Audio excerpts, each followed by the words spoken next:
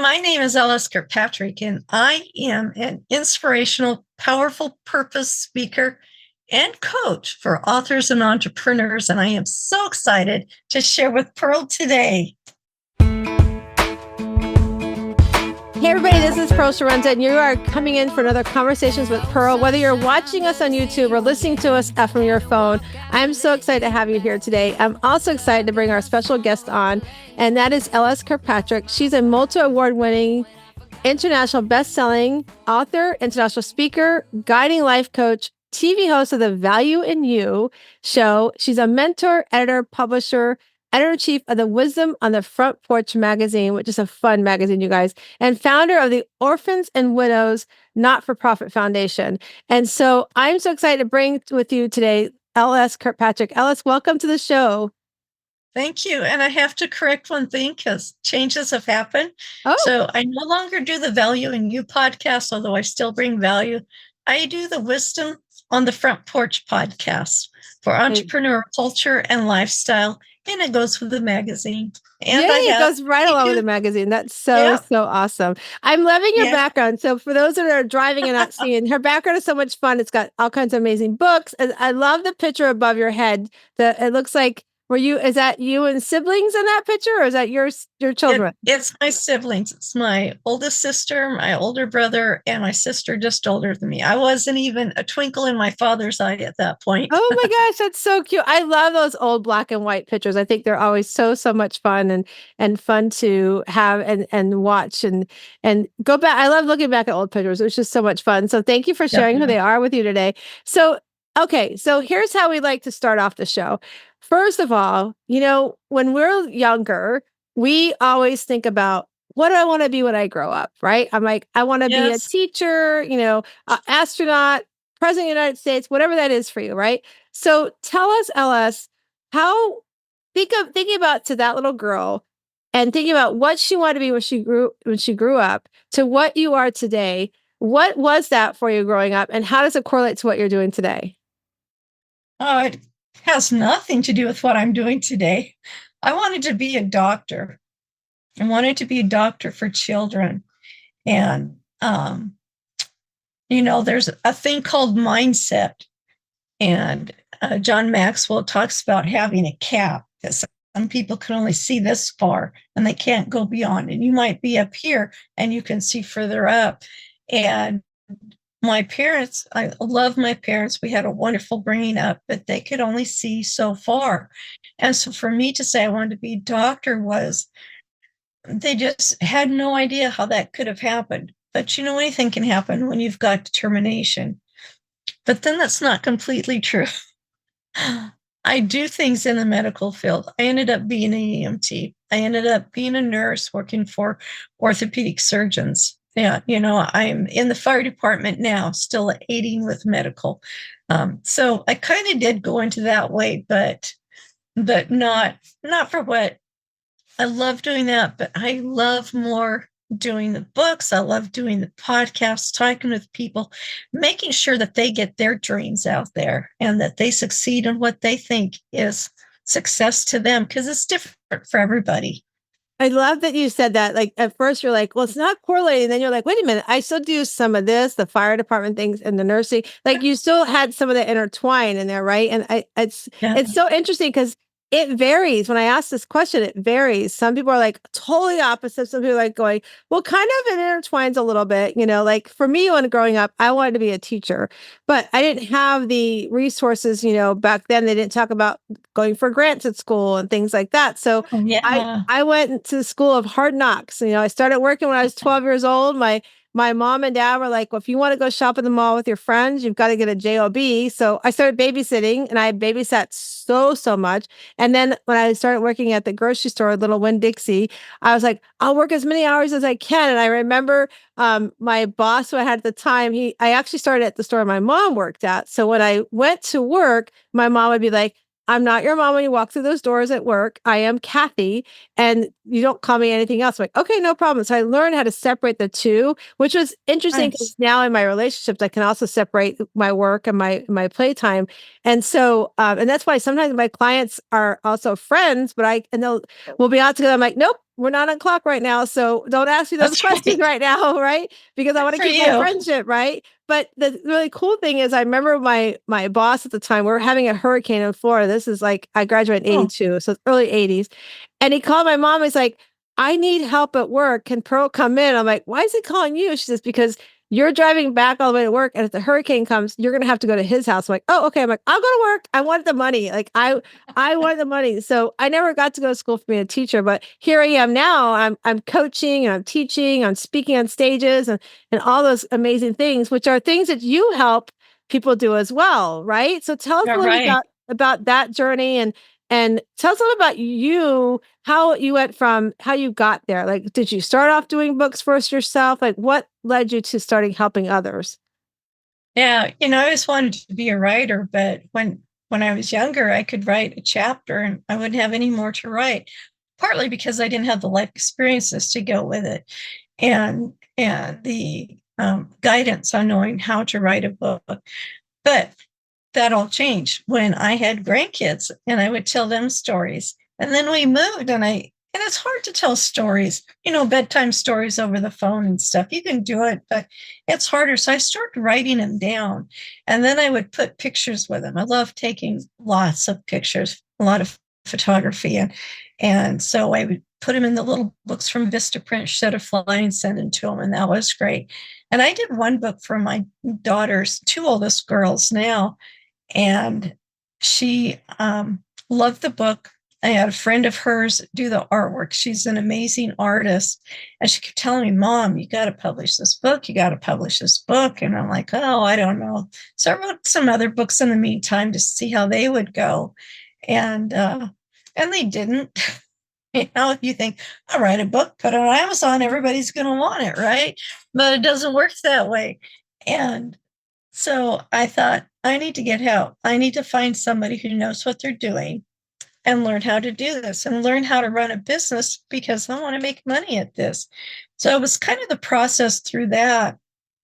And so from my very first book that was published in July of 2022 to today, I have 34 books.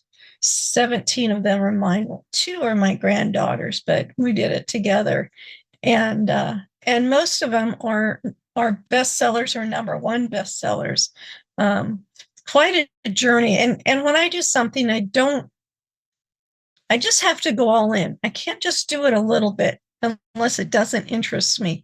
But if it interests me, boy, I'm all in there. So now I publish my own books. I help other people get their books published. I help other people write their books because sometimes it's really hard to put into words what's in your head or what's in your heart. And so we find ways to work around that. So it's not like, I always wanted to be a writer. I mean, I kind of did, but the one thing I really find interesting is, I've done genealogy for, well, it's been over 50 years now.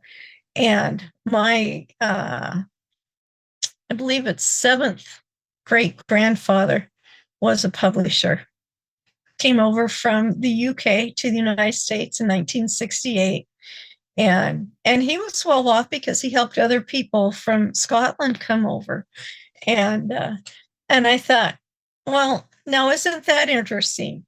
Here he was a publisher, and while I'm doing all my family history, I never thought I would be a publisher. That's something else. I don't even know what it is. I had somebody publish my books and print them and all of that. And then it's like once I started getting to this, it's like, oh, I like being a publisher too, because I really love to see the expression on people's faces. I love to hear it in their voices when they're holding that book in their hands. Their book is in their hands and they're so excited about it. And it's like, I did it. I finally did it. And it's wonderful. You just can't beat that.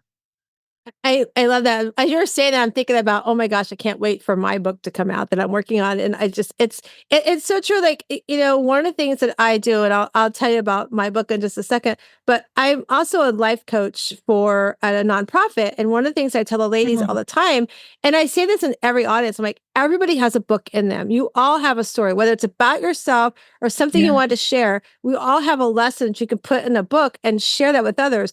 It may or may not be a bestseller, but here's the thing: you're doing it. You're taking the act of like, this is something you've Yes. had in your heart. You're putting it together. But if you have the right resources, the right people, like what you're talking about, Ellis, then it can be very successful and it can be profitable as well. And Yeah. it's fun to watch the magic happen. I've been in like, I'm trying to think now. I think I've been in six compilation books altogether, and they're always fun. They're always different. Yes. I've been in a series for everyday women. I've been doing that Oh, series, nice. and yeah, it's been a lot of fun, and it's a great conversational, and I love giving, like, sometimes I give the books away at places I go to, but I also Oh, do yeah. like yeah, at the nonprofit, we actually do a book club with the book. So we work on the book and all that together. And so I think it's so amazing to remember that if you're listening to us, if you thought about, writing a book, we're going to put Alice's information on the show notes. We should definitely reach out to her because we all have a book in us. And which leads me to tell you about my book. So I've always, this is my first book. I know I have another one to do on my own personal story, but we have two amazing young men in our life, our boys. Matthew, our oldest son, is forever 25. We lost him 2 years ago in a Oh, tragic car accident, and he was born of our heart. We adopted Matt when he was about a month and a half years old, and then Nate came through in vitro. So our boys came very unique ways into our lives together. But one of the things that with Matthew's adoption is he's mixed race.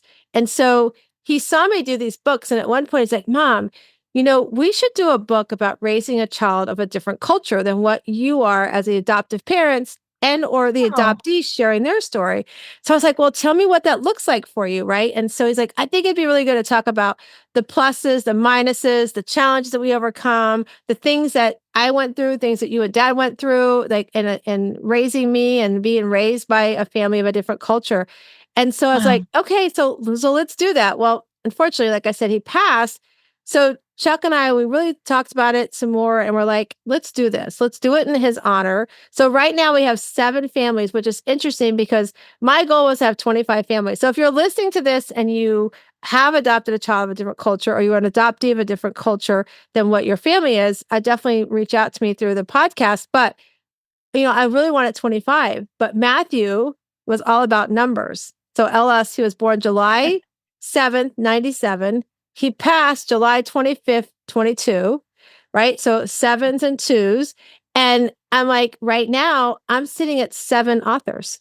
And I've been sitting at 7 authors for quite a few months. And so my girlfriend, Pamela Benson Owens, who is probably listening to this, she said to me back in March, I like, oh, I just want more. She goes, what if 7 is supposed to be the number you're supposed to be at? And I was like, oh, okay, let me think about that. So I thought about it over the summer and through my retreats. And I was like, okay, we're going to move forward. We're going to do this. So that's where we're at. That's the book that we're working on. And it's just stories of families that have adopted. We also have some adoptees. We have combination families that are writing from both sides of the spectrum. Oh, And so nice. yeah, so that's my first book doing it. And I tell everybody all the time, like, it's an honor of Matthew. It's something he wanted to do, but I think it's so powerful and, having the right people in the book and all of that. So tell us, so when you're working with somebody to put together their book, right? What are some of the things like, so let's just pretend like we have the listeners listening and they're like, I want to write a book, but I don't know where to start, right? What are some of the things you help your clients walk through, those authors walk through to get that started? Yeah. So there's a few things we start with, but the biggest thing you have to do is figure out why do you want to write the book? What's its purpose? What do you want the reader to get from it? And what are you pouring out of yourself into it? So your why for the book is really important. The next thing is you have to decide who's going to read it. Now, we're all going to say, oh, everybody's going to read it. I want it available everywhere. And that's really great. But if you start writing a book about that, you're never going to get it done. And here's why. because you're so concentrated on everybody else that you never actually talk to anybody. So I say, who's sitting in the chair? Get a chair. I mean, you get a real chair, put it in front of you, maybe have a pillow on the couch beside you if you want to. But every time you think about that book, every time you write in that book, you do outlines or research for that book, you're only thinking about that one person who's sitting in the chair. You know how old they are. You know what gender they are. You know their nationality. It could be blended. It could not be. You know if they have a disability or not. You know how much money they make or don't make. You know their favorite foods. You know their pet peeves. You know the color of their hair or if they color their hair. I mean, you know absolutely everything there is to know about this person. And that's who you write to. You keep that person in your mind all the time when you write. And the other thing you do is you find a place to write. The same place, the same time, every time you go to write. Now, it can be one day a week, it can be 3 days a week, it can be every day, it can be 5 days a week. I know one woman who gets in her car after work and she sits in her car for 15 minutes and she writes on her book. That's her time to write. Another woman I know, she actually waits till she gets home before she goes in the house and she writes her 15 minutes. It's surprising they both took 15 minutes. Some people wait till all the kids go to bed. I remember watching, and you can find it on YouTube. There's an interview with Stephen King, and he says that he writes for 3 or 4 hours at a time, but he goes up into his room. He does not take his cell phone. He doesn't have a TV, radio, anything that's going to distract him. He does not even let his family interrupt him. Unless the house is burning down around me, you do not disturb me. That is my time. And then when I'm not there, then I have time for you.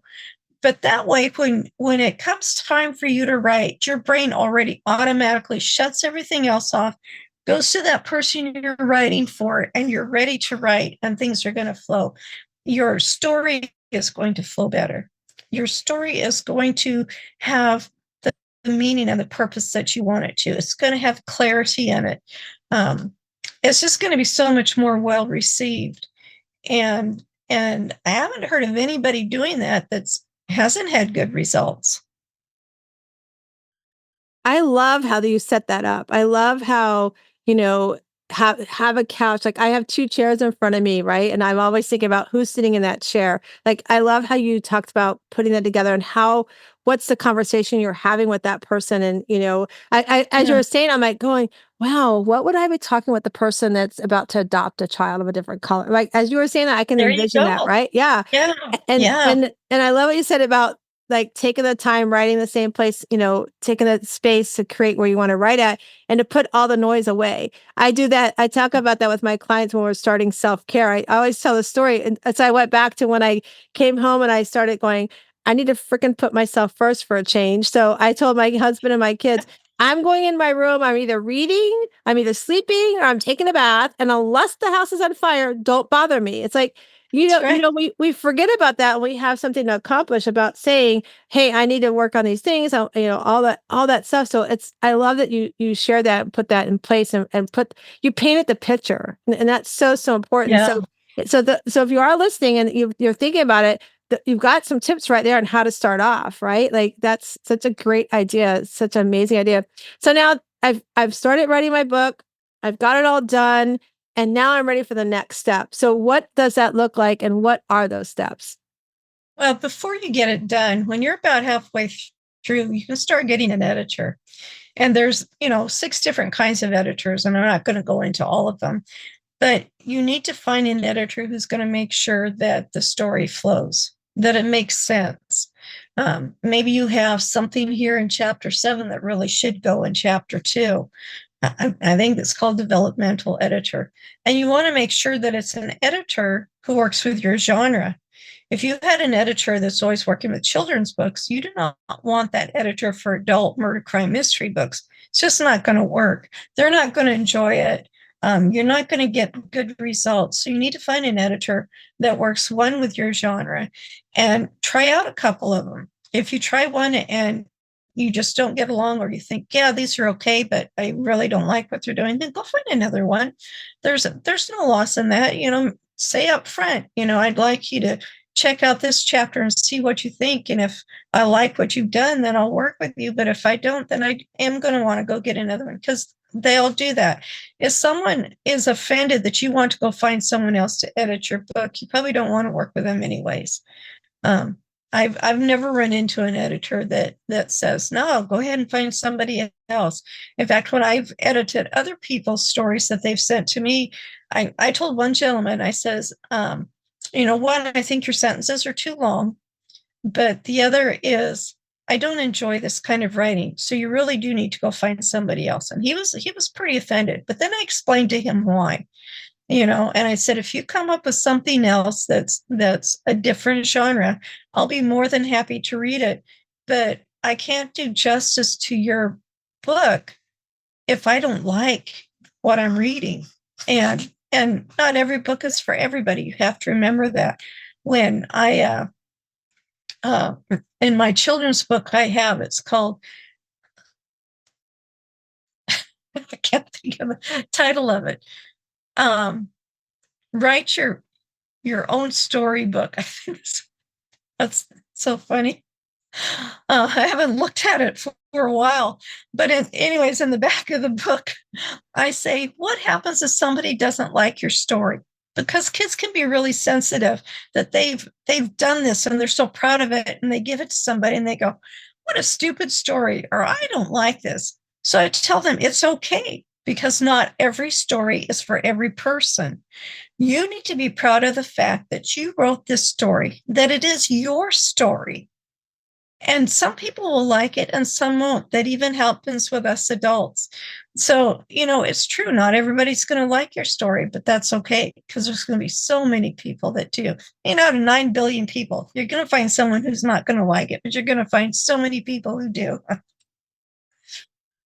And that's very true. Not everybody's going to like your story, and because we all read different things, like what you said with that ton of person. Like if you get an editor and it's like they don't care about, like, I'm just thinking my book, they could care less about families and whatever. They're not the right editor to help me edit my book. Right. 100%, right?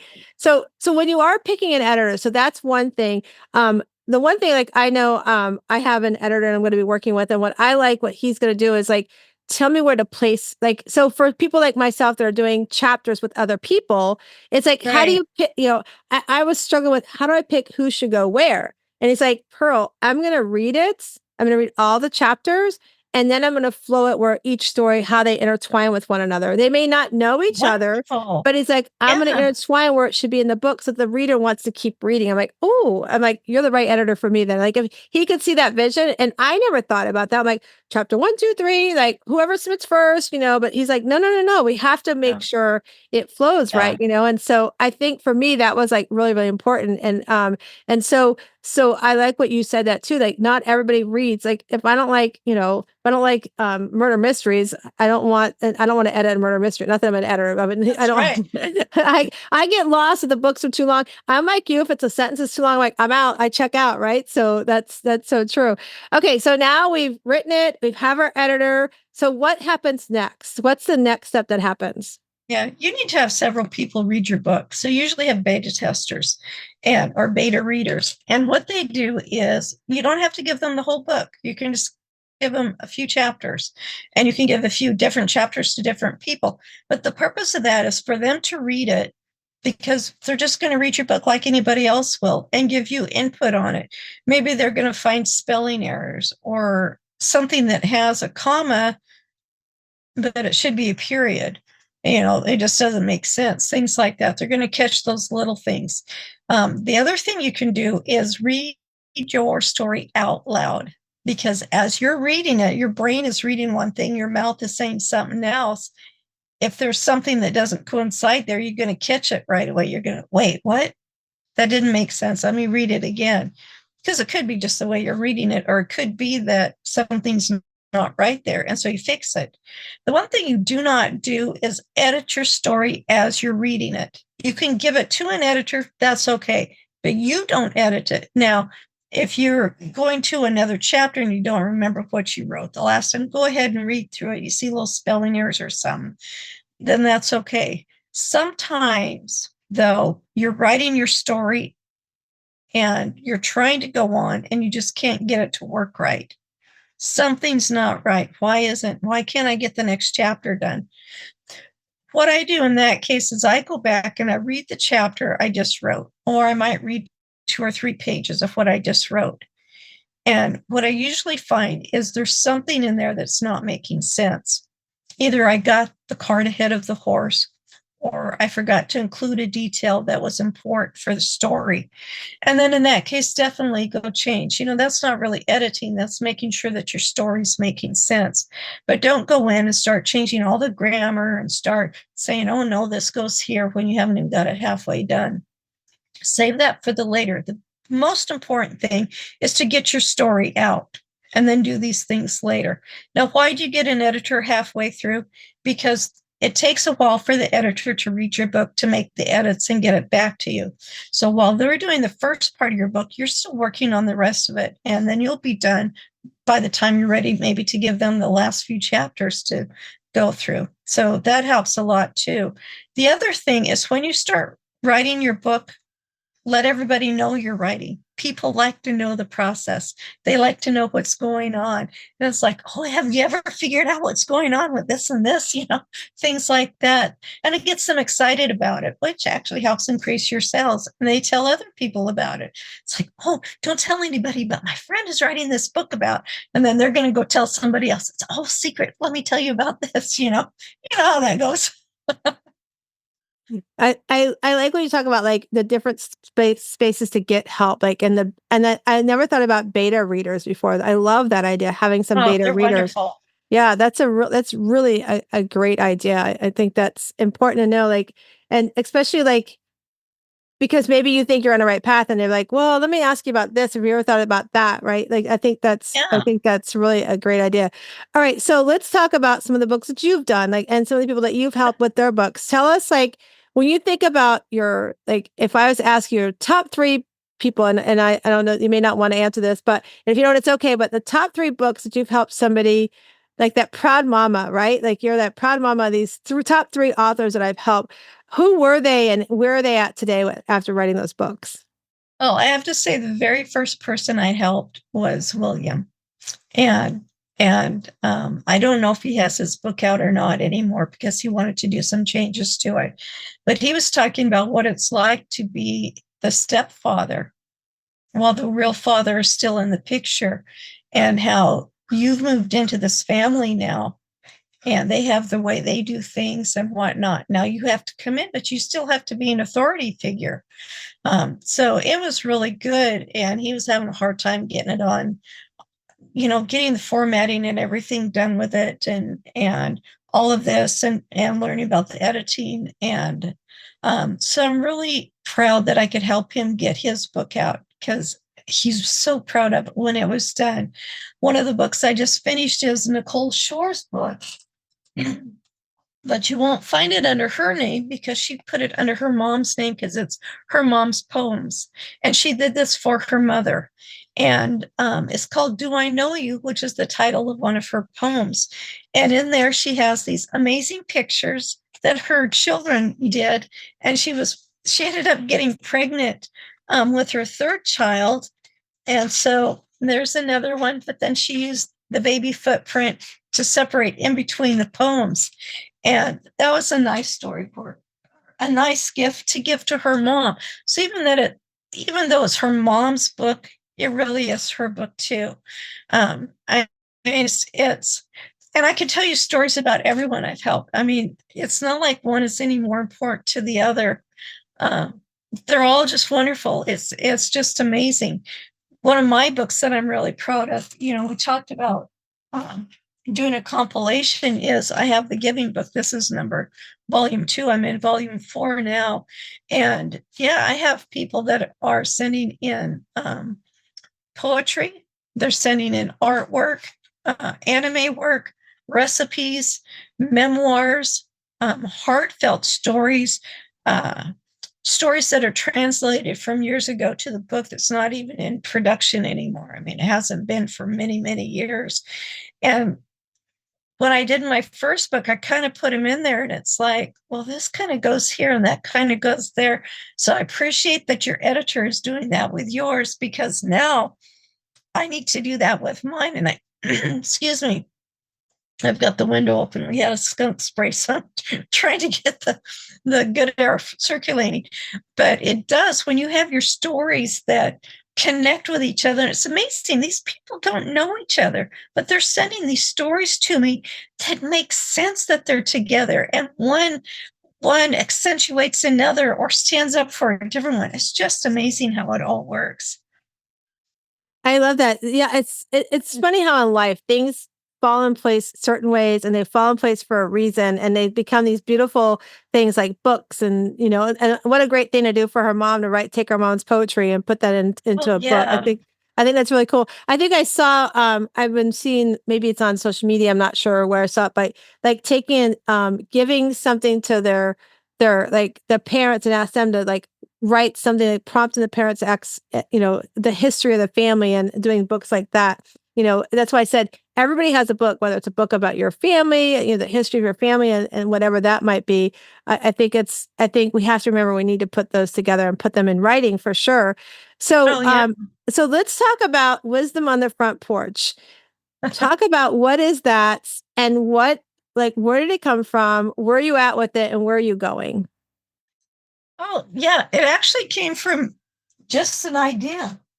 And it's like I was thinking about my mom's family, because we used to see them a lot. And we didn't live close to them. We weren't close to in distance to my grandparents or my aunts and uncles. And when they'd get together, they would just really talk and share this wisdom and knowledge with each other. And then, you see a lot of TV shows where they're all sitting on the front porch and they're talking with each other and discussing things. And we moved to Texas, had a rental first, didn't have really, well, it kind of had a front porch, but the place we bought has this beautiful front porch. I mean, I can see for such a long ways. And I thought, this is where we need to be to share wisdom and knowledge.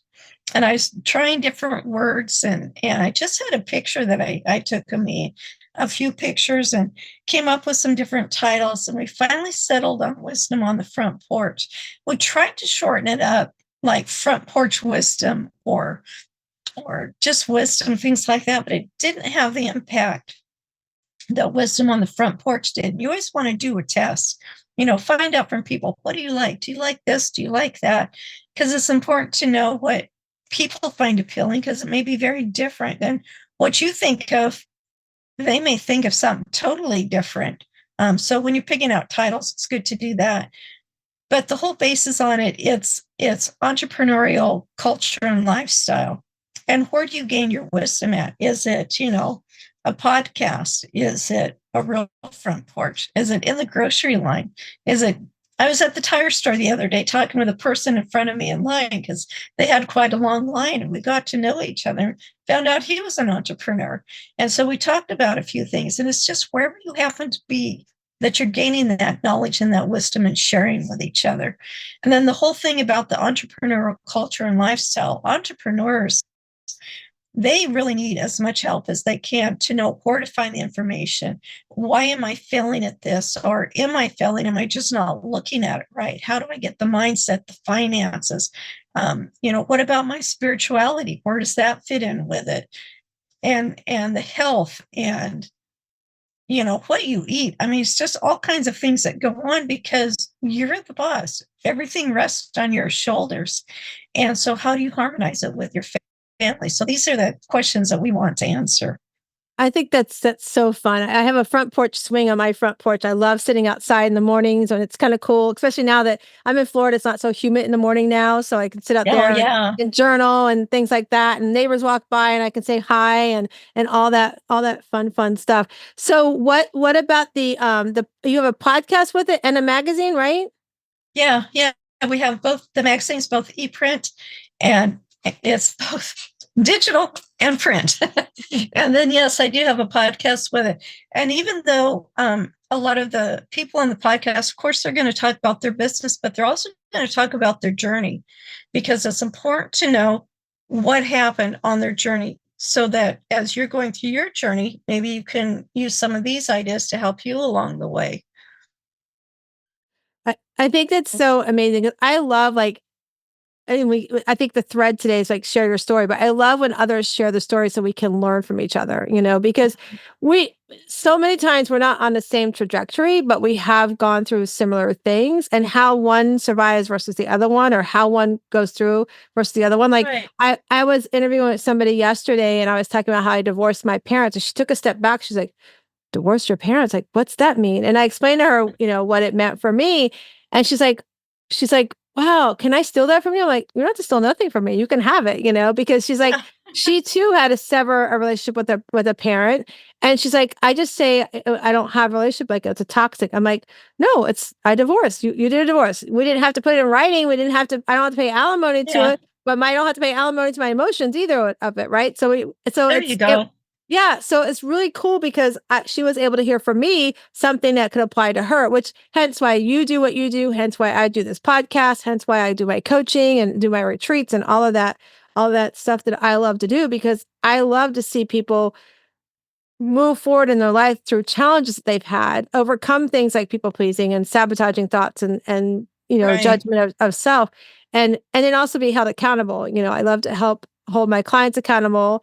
I have a family member right now. I'm trying to hold her accountable on some stuff, and she doesn't like it. She's like, I don't Oh, feel like I'm being heard. I'm like, oh no, you're being heard. That's why I'm holding you accountable because I hear what you think you want me to hear, but I know what's really the outcome of what I'm hearing. So yeah. it's Yeah. it's really to learn from each other is really great. So where do you see this going? Like where do you see the wisdom on the front porch? Like where are you taking this? I see it continually growing. Right now, we're just going to do 6 issues a year. The first one comes out January 15th, and you can find out more about it on wisdomonthefrontporch.com.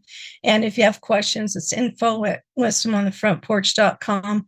But I see it growing from not 6 issues to more later on. The reason we're only doing 6 now is because it's so easy to get overwhelmed with information that it becomes useless because you just can't handle it anymore. This way, you've got time to go through it, to bookmark it, to highlight it, to put your sticky notes on it, to really digest it, find out who these people are that are in the magazine, what they're talking about, um, and there's little tidbits in between. So you really want to digest the whole thing and get as much value out of it as you can. I didn't want to just have it boom, boom, boom, one after another, because that wasn't the purpose. It wasn't so much to have one come out every month. The purpose is to really get the information to the entrepreneurs so they can grow in their business, so they can get to their vision of success. And I because we do have to have that personal success. And I love that you're going to take that vision and also I love what you're doing about it is how you're helping others pour in, like pay it forward with their story. I Oh, think it's yeah. so again, I think that's our thread today. What are you doing with your story? Like people are taking their story and really putting that out there to others. And I think it's so important. And we're going to put in show notes and everything about how to do that. And how to reach out to you and how to get some help if they want to start putting their story for sure. So I'm going to do a little shift here for a second because we do talk about, different conversations, but my main focus is always about self-care. And so, you're a really busy lady, LS, helping people put their stories out, putting your story out, helping authors, write their books and things like that. So what do you do for fun? What do you do for self-care? Oh, man. Well, one thing I've learned to do, and I'm learning how to do, I've been reading a book called The 168 Game by Bill Corman. And it's about owning your time. You own that time. You're not managing it. It doesn't belong to anybody else. It belongs to you. So once you learn that you own it and you decide what happens with it, makes a huge world of difference. So I'm learning to put in those times, maybe take 5-10 minutes between each interview or between each podcast. So I can breathe, I can go use the restroom if I need to, get a glass of water or whatever it is. Also, I've taken one day that is just mine. It is my day of self-care, my day to go shopping, to go to the doctors, to whatever I want to do, go have lunch with one of my friends.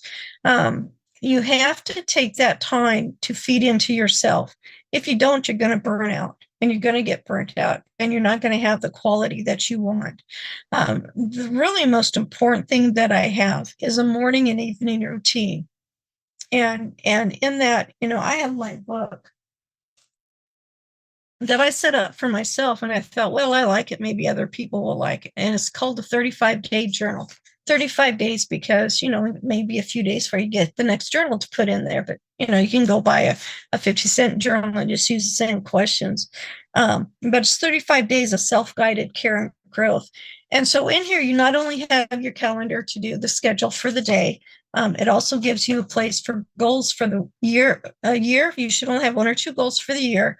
The goals for the month, and what are those goals that are going to have to help you get to that yearly goal? And then goals for the week. What is your goals for that week to get to that monthly goal? And I also asked the questions in here. I got this from, my mind just went blank. John Tellerico. He says, I am so happy and thankful that I took action yesterday. And so you put what you did yesterday. It could be that I finally made that phone call I was scared to make, or as I got on this really great podcast with Pearl, things like that. Then you have the things that you're grateful for. You write those down. You have the affirmations. I am, I do, I receive. 2 wins from the day. And one thing that somebody suggested to me recently was, what was good about those wins? What did you do to get those wins? So you don't just mention the wins, but you mention how you got them so you can use that again.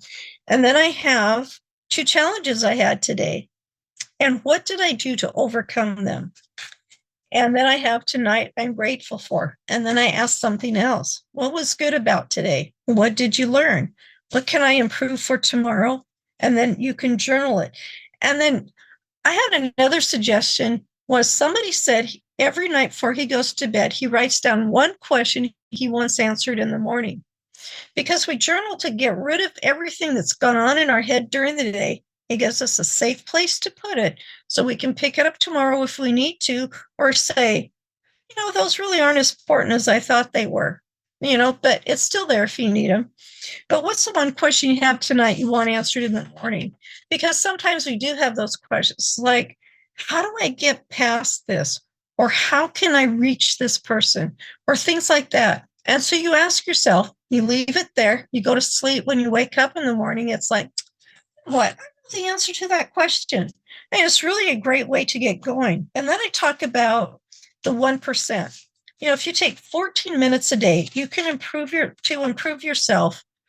You can improve your life 3,700% compounded for 1 year. That is a huge improvement for yourself. I love that. Like that visual, like 1%. That's like so amazing. It's so, so true. I love that journal. That's really, really cool. And the questions are powerful. And what a great forward thinking is like, what's 1 question I want answered in the morning? I think that's great. And what you're doing for self-care, it's simple things. They're simple. It's not hard. It's not hard to do that at all. One of the things that I talk about is like doing manifestation, like affirmations.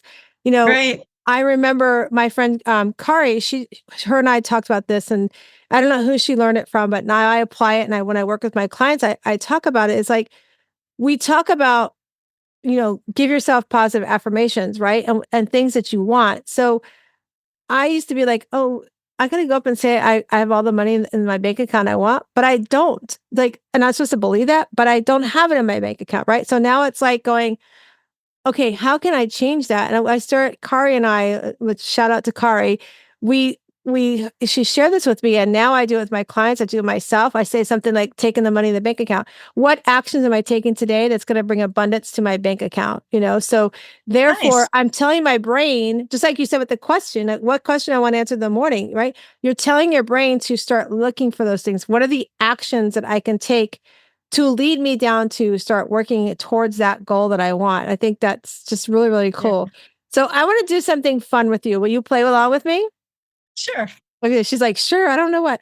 Okay. So one of the things that I do with my clients when I start coaching with my clients, and I always tell them, trust me, the first 6 weeks you're not going to like me because I'm going to make you work hard. But we're going to keep it simple. I'm going to actually give me 3 things. So thinking about if I ask you today, LS, to do a what brings you joy list. Normally I ask my clients for 10 things, but let's play around. Can you give me 3 things that bring you joy in your life? Oh, yeah, definitely. My time spending with God, first and foremost. Um, and when I don't do that, I notice I lose a lot of joy in my life. The other one is my grandkids, absolutely. And just living life, enjoying life. I mean, when you look at life as something to be lived and not just drudging through every day, it's amazing. Those are 3 amazing things. So now I'm going to play a little bit deeper. So let's start with Okay. the first one is your faith, right? So what about your faith brings you joy? Everything. Everything. I don't have to worry about things because I have a God who's bigger than everything. I don't have to stress out about what am I going to do if this happens? What am I going to do if this happens? It's like, don't worry about it. God's preparing things beforehand. I love that verse that says, God does not call the equipped, he equips those that he calls. I And it's love like, that. I don't That's have to so worry about true. it. It's going to So give me everything I need. so what I'm hearing is the part that brings you faith about your joy is that there's a trust in knowing that he has it under control. Oh, yeah. I Yeah. heard something a couple of years ago, it was probably 3 years ago now, that I never understood. And it was that God is faithful. Right. And I'm like, that just never made any sense to me. But then I really realized God is faithful to me. Everything he says in his word, he's going to do. Yeah. He is not going to leave me. He's not going to say, I'm tired of you. He's not going to say, oh, you've been bad. Forget you. I've had enough of you. He doesn't do that. He's so different. He sets boundaries. He can't even cross the boundaries because he set them. He says the word, I am a God who cannot lie. I am not like a human who can change their mind. I mean, those are really powerful things to hear. And to hear about unconditional love, if you've never experienced even conditional love, to try to understand what it means to have unconditional love. And even if you have experienced that real love, still unconditional love. I mean, it's like no matter what you do, I'm still going to love you and I'm going to provide for you. And even if you think I'm not providing for you, you're going to realize one day I was working on things way before you needed it because I knew that you were going to need this. I love that. That's so the number one was exactly what we said that because of what brings you joy is knowing that he has it all under control and you can offer it Oh, up and it's going to be taken care of. I love that. So we're going to go to number 2. So number 2 is your grandkids. So when I work with my clients, they'll tell me, "Oh, my kids bring me joy." I'm like, "Oh, I know. All our kids bring us joy, hopefully for the most part." But like, what about your grandkids bring you joy? Like for me, what brings me joy is thinking about my son Nate often because with him, he's got that old soul. Like you can talk to him about so many things. He loves history. He loves politics. He can talk and throw different things at you, but he's still respectful about your opinion and things like that. nice. And then he's also smart as a whip because he built like 2 or 3 computers in high school on his own. Like I'm like, I could never Love think that. about doing that. Right. So thinking about your grandkids, what about your grandkids bring you joy? They are so unique, each one of them. And it's not that they're different from each other because, they do have differences, but like everybody, they have these unique personalities. And it is so much fun to watch them grow up, to see them discover things, to see them try things, to see them test their parents because they're smart. They know what buttons to push, they know what to do. But it's just so exciting to hear that one of them said the other day, it's like, I love that you're always thinking of us, taking care of us, talking to us. And they know that I'm there for them and that even if they blow it, it's okay. You know, You've got to do that. I enjoy talking to them, hearing about their dreams. I mean, they just light me up being around them. My grandson, he's just turned 19, going into the Navy, and yet we're reading a book together.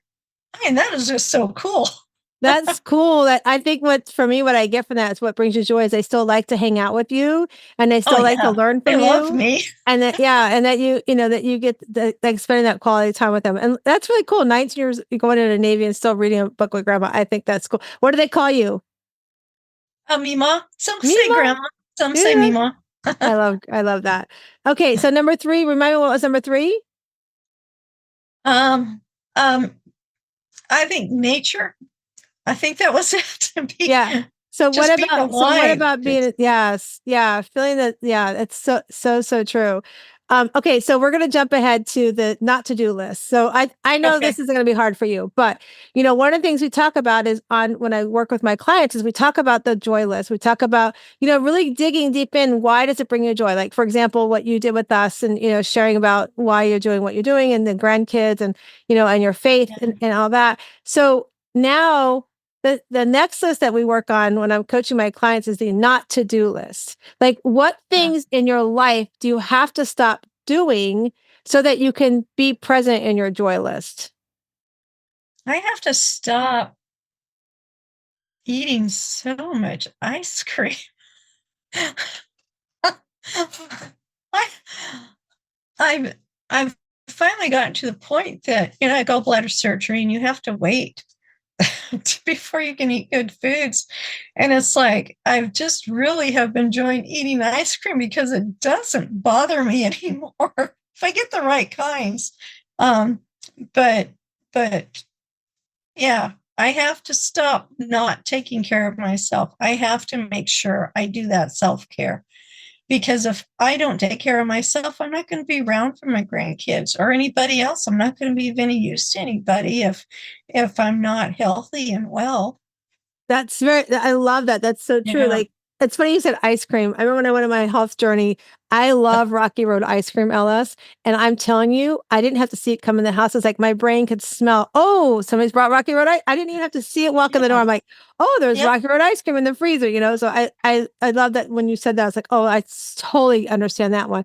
So that's not to do with so that you can be present with your grandkids. What's something that you have to do so you can be present and have to stop doing so you can be present in your faith? Not much on that because I've gone through that journey. Um, procrastination would maybe be the only thing is, sometimes your feet hit the floor. You haven't taken time to pray yet. You want the devil screaming and running away when your feet hit the floor. But if you get busy, okay, I'm just going to grab this laundry and put it in there on my way to go to my war room or wherever I'm going to have my devotions. And, oh, I'm getting distracted by this. So, yeah, I think procrastination and distractions would probably be the biggest thing. Those are really good ones. Very, very good ones. And even the meaning behind it is very powerful. So Yeah. let's go to nature. What do you have to stop doing so that you can enjoy more of the nature in your life? Being online, it's so easy because that's how the world functions today. That's how we do business.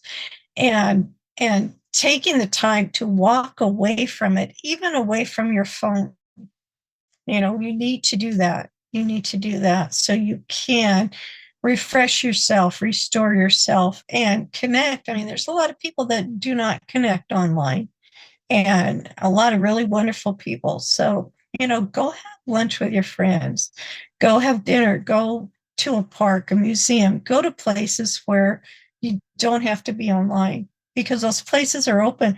I think it was hard for a lot of people with COVID to get back into the swing of that. And we've done so much online. It's just really blowing up and now with AI and everything. And it's like you have got to take time to go interact with people live. And that's so true. And what you said too about COVID, like we've done so much online and everything. Um, just, just thinking about if we just let that go, like you said about with the authors, like to go right, put everything aside, right? If you commit to yourself to like 10 minutes a day to not be on your phone, what things could you get done? Who can you be present for? And what can you be present for in your own personal life? That's Yeah. yeah, You right. know, Of LS, I don't have a problem with that. So my husband, he laughs at me. Part of my self-care is taking a cat nap every day. And yeah, he's like, how can you do that? Like I can lay down for 10 minutes, close my eyes you and be got back. it. And he's like, how can Yeah, you do that? And I'm like, well, it's no different than like stopping. I also stop like, around this time of the end of the day and I stop and I take a couple 10 deep breaths and I like get going right. again because typically what we do is we go, you were talking about bad eating habits, bad habits we have. Typically you do the Right. bad habit, let me go get another cup of coffee. Let me go get some sweets. Those are not Yeah, healthy choices for us. But if you just stopped and took 10 deep breaths, like really dig down deep into your soul yeah. breaths, it can like give you such a wake up endorphin that you're like, I can finish out the rest of my day. Or if you can Oh, sit down yeah. and take a cat nap, like I literally will sit down and take that cat nap for 10 minutes. Yesterday, I actually took an hour. He's like, I go, I'm taking an hour. And I intended to take an hour. Let me say that because the night before I couldn't fall asleep till 4 o'clock in the morning for some reason. I don't know what Yeah. was going on in the Sometimes I do environment. that. Yeah. Yeah. So I was like, I got to take an hour. And then so I laid down. I made a mistake. Nor I never ever go to my bed to take a cat nap because sometimes I won't get up. I get too comfortable. So Oh, okay. I always do it on the couch, right? And so typically it's just Chuck and I home. But yesterday we had some people coming over to help us with stuff. And they walked in. I'm like, oh, I only got 20 minutes in, but that was okay. That's like, I Yeah. still felt refreshed and everything for the day. So, Okay. yeah. Good. So I can do cat naps with no problem at all, LS. Like, that's my jam Me for too. sure. That's definitely my jam. So tell us, what do you have upcoming? Do you have any books upcoming? Is there anything that, anything we can support you in? Yeah, I definitely have the fourth volume of the Giving book coming up. We're just finishing up getting the rest of the stories in, going to put it together. Probably have it come out before Thanksgiving. The other thing is my granddaughter got her first children's book out. She's 14 years old, and it's called Do Not Take My Leaves.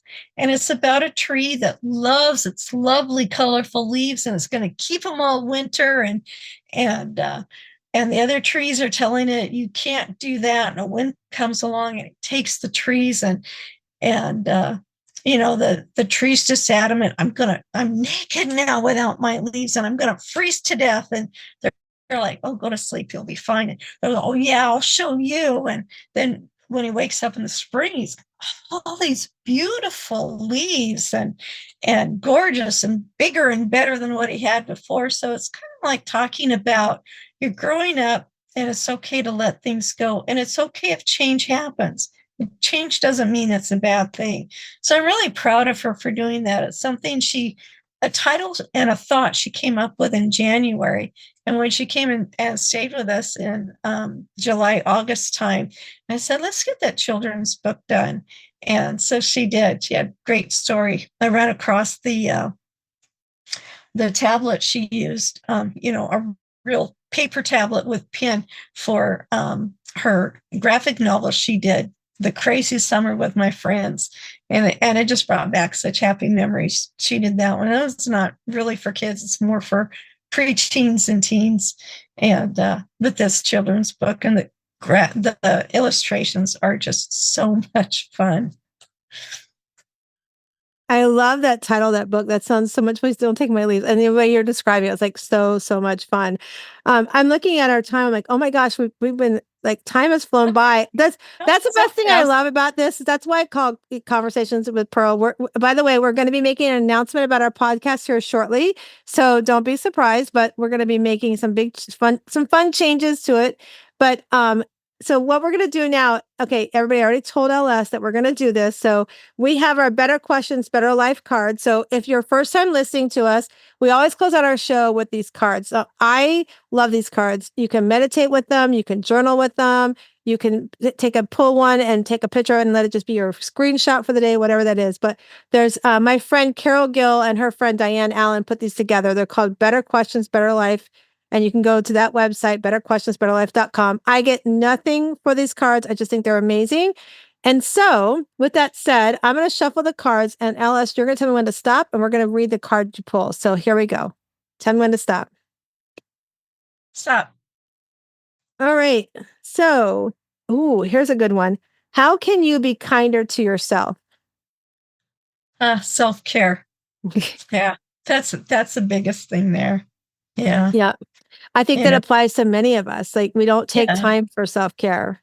Yeah. And self-care doesn't have to be going to the spa or, having a glass of wine or whatever it is like that. Self-care can be taking your shopping cart back into the store, or maybe taking somebody else's cart, doing something nice for somebody else is still self-care, because you're giving value from yourself. And I believe 100% that anytime you give value away, you get more back to yourself. I've just seen it so many times. It's one of the things I always talk about. So the more value you give away, the more you keep getting back. You are never going to run out of it. It's not like energy that you have to fill up your bowl and go fill up other people's bowl and go fill up your bowl. And that's great to have the energy, but the value comes from inside here. And anytime you give it away, you smile at somebody, you hold the door open for somebody, you just say hi to somebody. You know, somebody was telling me that they started smiling at people. And it was because one day they had decided that was it. They were done with life. And on the way home, because they walked to and from work, they said, if nobody smiles at me on my way home, then that's it. I know nobody Oh, cares. wow. One person out of all the people he passed, one person smiled and saved that kid's life. And ever since Wow. then, he smiles at everybody else. I mean, that's impactful to know that just smiling at somebody can save their life, can change That's their day. That's so powerful. So, those that are listening right now, I want you today, before you end your day after listening to this, I want you to find somebody to smile at because, I have one of the things that I'm in a group for grieving parents. And one of the things are, they talk about those children that have taken their own lives. And so, you Yeah. just, all that picture came flooding in. So, if we just smile, it just goes a long, long way. And it's just so powerful.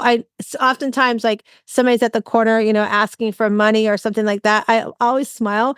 I don't give money because I just know sometimes the person on the street may not be truly using for what they're saying. So I always tend to give some sort of food or I'll give water and be like, hey, here, because everybody can use food and water all the time. So that's what I do. And because I just want to make sure that at the end of the day, when I put my head down, I've done something good for somebody that and then that day. There you So go. LS, tell everybody how they can find you. Go to lskirkpatrick.com if you want to learn about the Wisdom on the Magazine, Wisdom on the Front Porch magazine and podcast. Go to wisdomonthefrontporch.com. But yeah, I've got all my books on lskirkpatrick.com. Awesome. And we're going to put that in all the show notes and everything. So I just want to remind everybody, if you're watching on YouTube, make sure you like and subscribe below. If you're listening to us on any of the podcast platforms, leave us a review. We always like to hear what you learned from the show and how we can impact you more. And with that said, if you want to learn more about our retreats and things that we do, all you have to go to is wsliving.com and you can learn more. But I just want to remind everybody that as you come into this world, like we were talking today, there's things we have to do in our life to really work on that rough oyster that's there on the outside. But as you open up inside, you will find your inner pearl of greatness. And I hope today that you learn a lot about writing your own story and how impactful it can be, and that you start writing your own story as you find your inner pearl of greatness. Have a great day.